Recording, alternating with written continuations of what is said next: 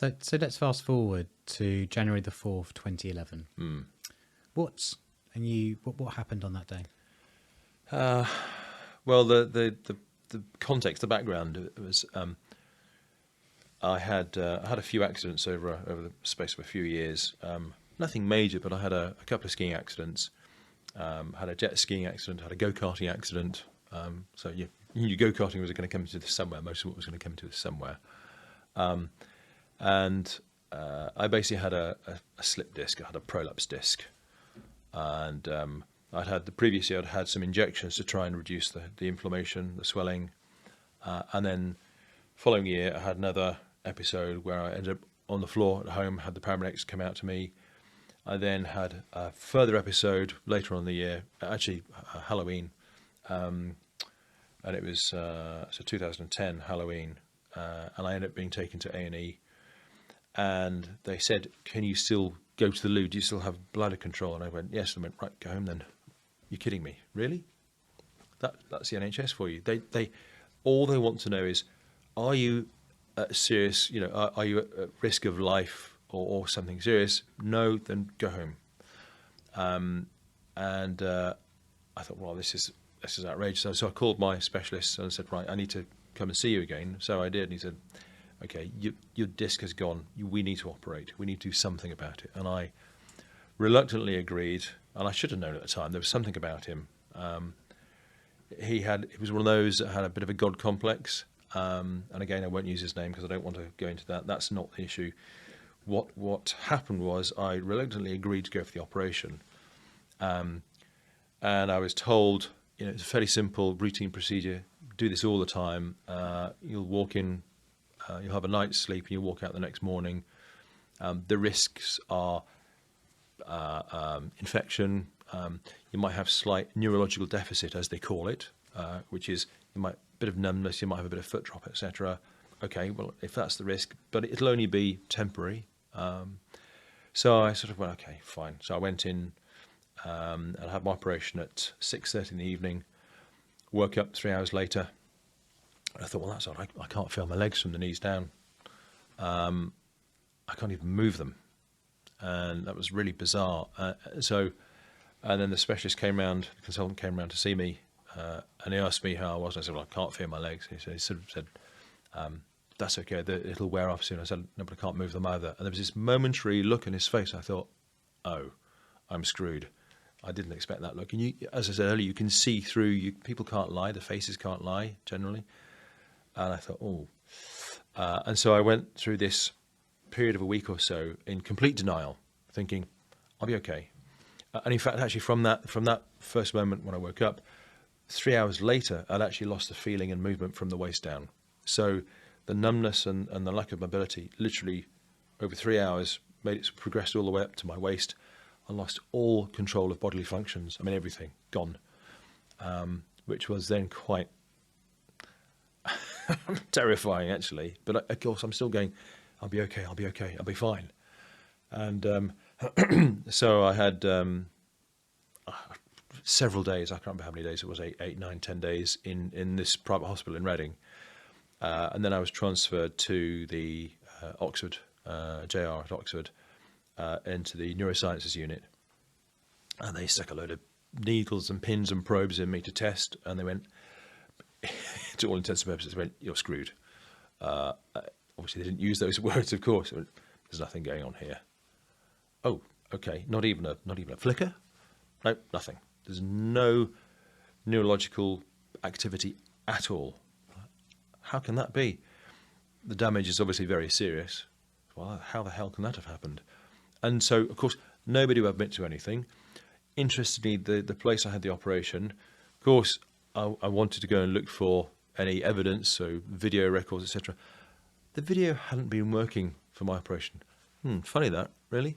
So anyway, I then kicked off a legal case a few months later. But that left me with permanent injury. And I remember I'd been at the JR for a couple of weeks, perhaps, and there was a young nurse. So I just had one of the rehabilitation consultants come around and see me, the spinal rehabilitation consultants, and she said, after assessing me and having looked at all the test results, she said, You're going to need to learn to manage your incontinence for the rest of your life. I'm like, what? And don't expect to ever walk again. The injury is so severe. I'm like, wow, that's a bit of a smack in the face. So I was crying my eyes out on my wife's shoulder for a couple of hours, just feeling, that's it, my life's over. And later that day, there was a young nurse, how I'll never forget.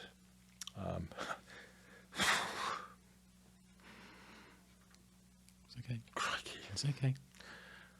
I'd forgotten how emotional this makes me. You've been through an unbelievable time. Wow. It's okay. Take your time. So first day on the job as a qualified nurse, and she was changing my catheter bag, and she said, "What happened to you?" And I told her the story. She went, "Oh my goodness, that's awful." She said, "I had spina bifida from an early age, and they managed to detangle my spinal cord when I was 12, but I've lost the feeling in my legs from the thighs down." I said, "Really? You look normal to me." She said, "No, I've just learned to live with it. I walk, I do sports, I dance, I do all kinds of things. The only thing I don't do is ski because that would be really silly.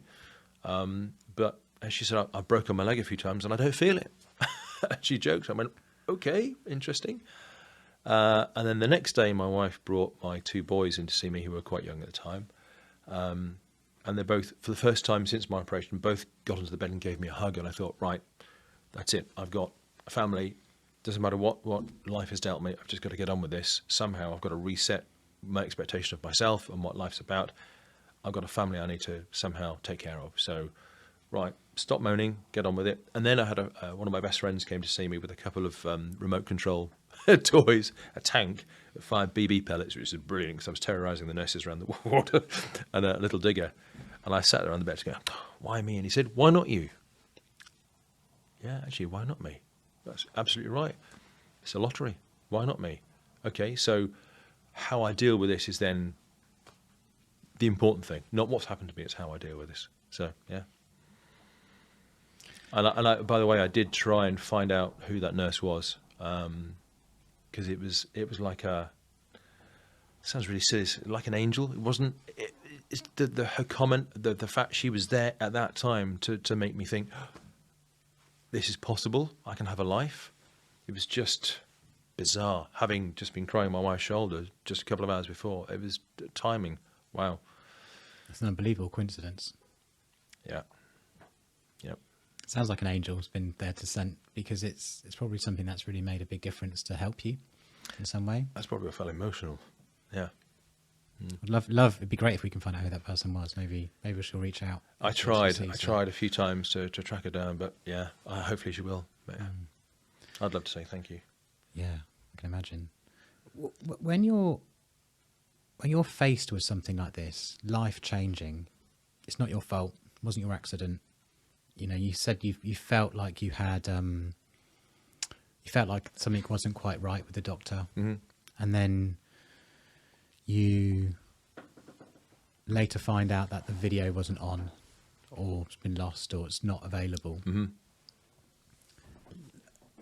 I would feel unbelievably angry, and I think that would be my main feeling of anger and frustration. But it sounds like somehow you've told yourself to get on with it. I don't. How has that happened? I mean, I went through all kinds of emotions. Yeah. Every emotion under the sun: anger, frustration, despair, joy, love, hope. You name it. Yes, there's a certain amount of anger because I was immediately going through the. I just blocking this off, going no, it's fine. I'll be okay. It's just complete denial, and it's only when you get over the denial then you think, I'm really angry about this, but what can I do about it? And of course, immediately the despair kicks in. And okay, I'm hopeless. This is hopeless. There's nothing I can do. So, and it was only, those few events that happened that made me think, come on, get on with it. Stop bleating. You've been a whingy old sod all your life. I was a hypochondriac when I was younger. Honestly, I used to have a medicine cabinet to rival, any pharmacy. It was bonkers. Every time I went skiing with my dad, anytime I went on holiday, we'd always take this massive box of ointments, plasters, bandages, just in case something happened, tablets, you name it. Bizarre. And then when this happened, I went, well, they're not going to help me. I've just got to get on with things now. And then it became more recalcitrant. Right, this is not going to beat me. Nobody's going to tell me I can't walk again. 2 fingers up to people that say that. I'm going to prove you all wrong. So it was then there's just this, I'm going to prove you all wrong. And maybe that was partly self-validation, right? I've got to prove to myself I am strong enough. I am a man. I'm capable of looking after my family. And then it's just, right, get on with it. 1 foot in front of the next each day. And then 2 days we'll do 2 feet, 3 feet, 4 feet. And all this, not being able to move my legs, it was literally hanging on to parallel bars in the gym at the hospital and literally hitching my hip and just trying to stand on a leg without being able to feel anything, just so that I could somehow train my body, somehow get my nerves to go, okay, I'll fire again, I'll give you something. Yeah, I don't know what got me through that. It was just some kind of mental determination, some recalcitrance, I'm going to prove you all wrong. So medically, what's actually happened? So because it sounds, yeah. Say you've come in on crutches, yeah. So you've got some sort of feeling back and movement back. So what had actually happened? Have you been able to understand exactly what's... Absolutely, yeah. So I have a condition called cauda equina syndrome. Cauda equina, Latin C-A-U-D-A, equina, horse's tail it stands for. So cauda, the tail, equina of the horse. So in your spinal cord, at the bottom of your spinal cord, it breaks out into lots of individual nerve roots that look like a horse's tail. And each one of those nerve roots feeds part of your lower body. So your glutes, your front of your thighs, backs of your thighs, your feet, different parts of your feet. So some control plantar flexion where you put your foot down, some control dorsiflexion where you put your foot up, etc., etc. And what we think happened, and nobody admitted this is the problem, nobody admitted this, but the best suggestions from the medical experts I had through my legal case, and by the way, that legal case didn't go anywhere as it happens, was that a hematoma formed at the site of the operation and grew overnight and put pressure on that area of that cauda equina around there. And by putting pressure on it, stopped the nerves from working. And because I was left like that for 12 hours, literally left like that overnight, permanent damage done. And so nerves, as I then came to learn, grow at 1 inch a month. And when you've got long legs, that's a long time for them to grow. And I've also then learned that whatever you get back within 3 years is pretty much what you're going to be left with. So I was, to begin with, I had nothing. And then when I came out of Oxford, I had a twitch in my left foot. So literally just like that's all I had. I thought, right, I've got something I can focus on. There's something there. I'm going to keep doing something about it. And that stayed like that for several weeks. I was moved back to Reading, the Royal Berkshire in Reading. So what happened gradually over time, little bits of the nerves reconnect to the muscles, because the muscle will not work unless the nerve is connected to it. So what we call innervated by the nerve. So the nerve has to innervate, has to connect with and transmit neurons to that muscle to activate it. And similarly, there has to be a nerve pathway for senses to have neurons come back to the brain. And if those nerves are damaged, the signals don't get through one way and the other. In my case, what's happened is I have what's called cauda equina syndrome incomplete, where I've had some sense and movement return because the nerves have grown to a degree, but I'm left with permanent damage. So for example, my left leg, I have huge weakness in my left foot, so I can't push my foot down, I can't stand on tiptoes, but I can lift my foot up. I have, and if you think about the way the medical profession categorizes your ability based on previous ability, they use a 1 to 5 scale. So based on your previous strength, how do you categorize your strength now? So if you can extend your leg, is the strength in your leg 1, 2, 3, 4, or 5 out of 5 based on what you're normally used to? So in my left leg, I'd say from the knee down, I have probably a 2 out of 5 original strength. Pulling my foot up, pushing down, it's maybe a 1/4 out of 5. It's almost nothing. So I can't stand on tiptoes. I don't have enough strength in it. in my right, and the feeling from the knee down, it's tingly, so I can feel something touching me. I can feel that it's sharp or soft, but I can't tell you what it is. So if you prodded me with a pencil, it would feel sharp. If you prodded me with a pair of scissors, it would feel the same. If you touched me with cotton wool or a a shirt or something, it would feel the same. It's just, okay, soft or sharp. I can feel hot or cold, but I can't feel degrees of heat. So sometimes if something's warm, it will feel piping hot. So I've got to be careful. I don't, so I can't feel degrees of heat. So that's a danger.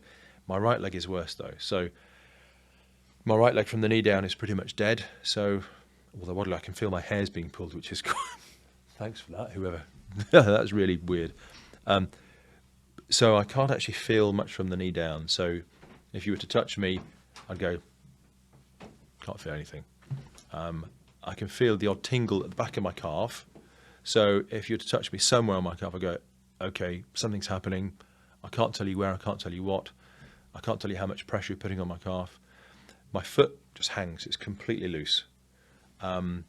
So I can't do anything with my foot at all. So I have a resin splint I normally walk on, or today I'm using my carbon fibre splint, so it gives me a bit more of a spring in my step. So I use that all the time, which is, so I've my nerves have grown back enough to give me some strength in my right leg, so my thigh, but it's skinny, so I can't, the muscles will not grow any more than they are. So all I'm trying to do is keep them working the best of my ability.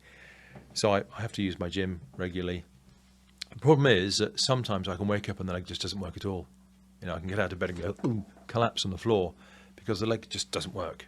I think, why is that? And nobody's been able to explain that to me. If you talk to the medical profession, they can tell you what's wrong, but they can't tell you what's going to happen. They can't give you a prognosis. It's just, you're screwed or you're not screwed. So, and there are times, and people have asked me what it feels like, and the best way I can think to describe the feeling in my leg, because I have pain all the time, constant pain. When you bang your funny bone, that horrible feeling, it's like that 24 hours a day in my legs.